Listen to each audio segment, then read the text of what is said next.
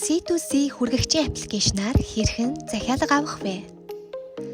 Та захиалга хүлээн авахдаа хүргэлтийн төрлөө сонгож, идэвхтэй горимд шилжсэн байх ба хэрэглэгчээс ирж буй захиалгууд хүргэлтийн ямар төрлөөр захиалгадаснаас хамааран аппликейшнаас танд мэдэгдэл авчина.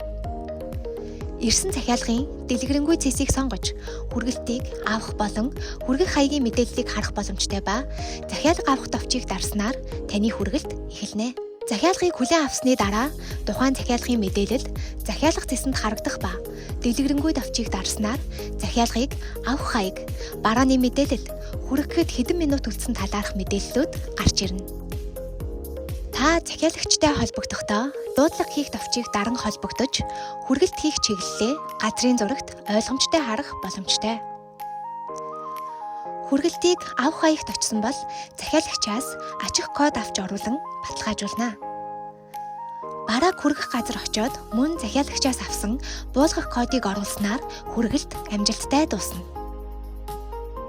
Таны хүргэлтийн төлбөр профайл хуудас дахь хэдэвчэнд шилжсэн байх ба та тухайн мөнгийг татах хүсэлт илгээснээр хамгийн сүүлд хийгдсэн хүргэлтээс 24 цагийн дараа таны аппликейшнд холбосон данс руу шилжүүлэгдэнэ.